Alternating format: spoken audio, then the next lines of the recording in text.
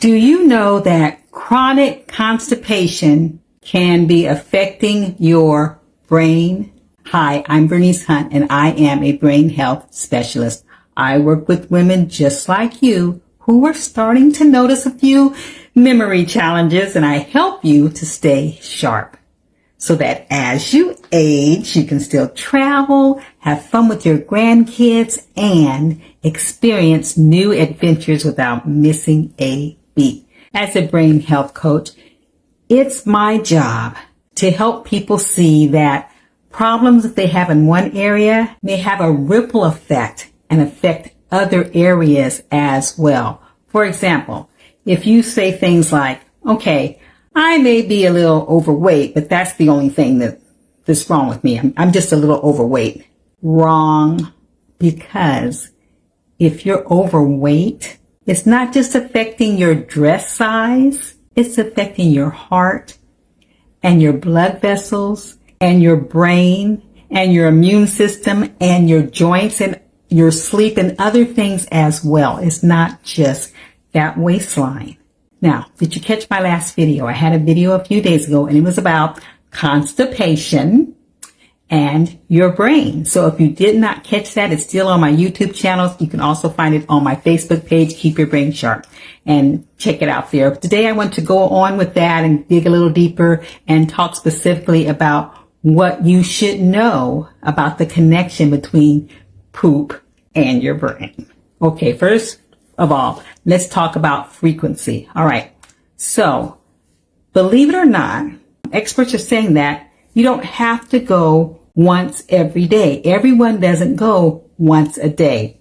Shocker. Okay, I was brought up thinking you have to go once a day, but apparently that is not the case with the research that they have done. You don't have to go once every day, but there is a range. 3 times a day to 3 times a week is what they consider the normal range. And you need to find where you are in that and do you in that. And the thing is, if you veer off of what's normal for you, then you may look at some things that are going on in your life. Okay. But so you don't have to go just every day. Okay. Now there's things that affect your frequency as well. Okay. How many times you go is affected or can be affected by your diet, of course, by hydration, okay, by stress, all right, by your age, by pregnancy, by gaining weight. Those are things that by medicines and even medical conditions, all those things affect or can have an effect on how often you go. And also your social circumstances. I have a story about that. Sometimes if you're in an uncomfortable setting, it may cause you you may choose not to go and do what you need to do because you're in an uncomfortable setting. One of our sons, when he was a baby, we had the hardest time getting a sitter for him when I went back to work, getting someone to babysit him. And actually, we had to get my sister-in-law, who was out of state, to come to California and live with us for a while so that my son would be comfortable, because guess what? He would go all day long without urinating or having any bowel movements.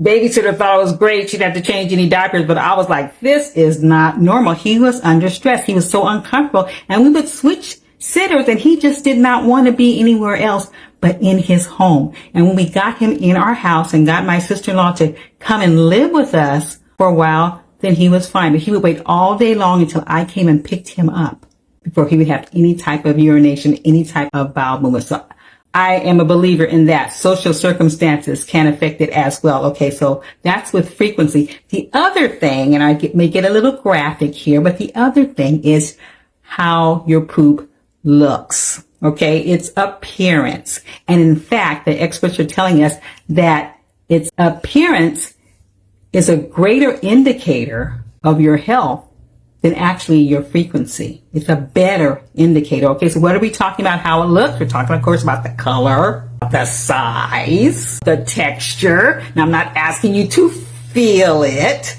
but you can look at it and kind of see what the consistency is on that, okay, and get an idea of, what that texture would be like, okay? Those things matter, as well as, I'm trying not to get too graphic, the smell, which there should be none. Okay. Also, it should not sink to the bottom.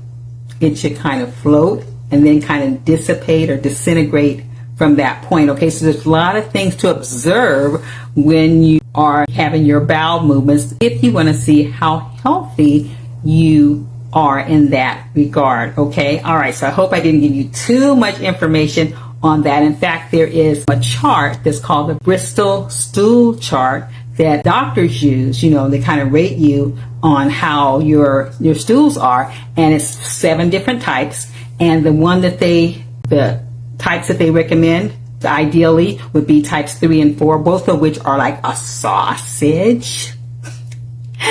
Either a sausage that has been crackled sausage, has cracks in it or whatever, or a sausage that is smooth. Okay.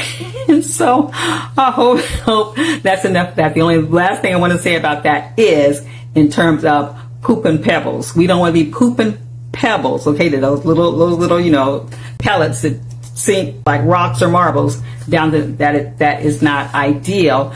But some people are saying, unless that's normal for you, if you're doing that and you're still going at least 3 times a week, and that's normal for you in the situation or whatever. So I guess it depends a little bit, but in general, we're not looking for poop and pebbles either, okay? But if you are straining, excessive straining when you go to the bathroom, and you know what I mean, or if you have a feeling when you're finished that you didn't get it all out, there's still stuff in there, that can be a problem. Or if you're sitting on that toilet stool for 5 to 10 minutes before you even get stuff moving.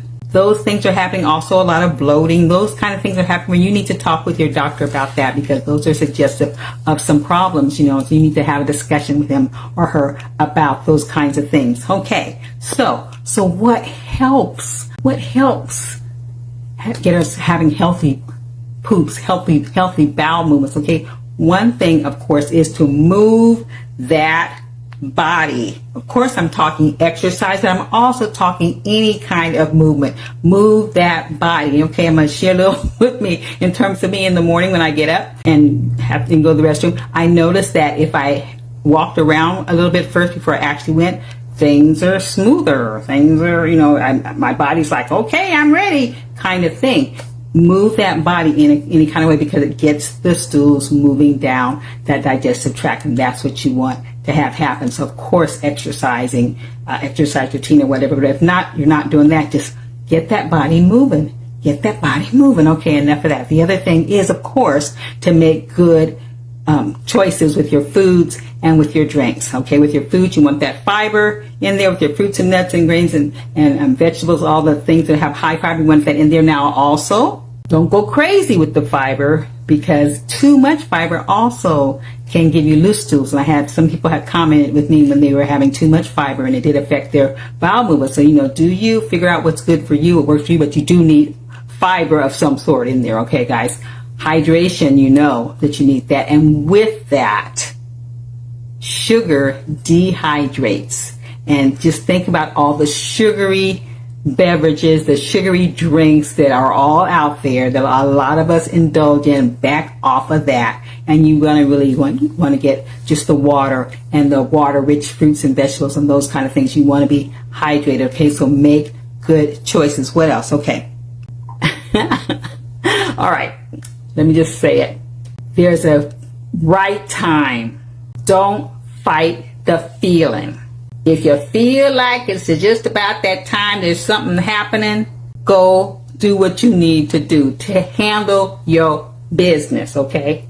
It's okay. When that urge comes, that means hit it. Get on it, all right? That's the best time to have the best success about your eliminations, okay? Because when you hold it, it causes problems. You don't want to have it stay up there, okay, and get stagnant and get rotted out. We don't want to go there, okay, but just go. When you feel you need to go handle your business, okay? The other thing is a toilet stool, okay? A toilet stool, which I do have a toilet stool, and you put your feet up on it and your knees come up, okay? So you have a different position, because did you know back in the day, our ancestors squatted when they used the bathroom.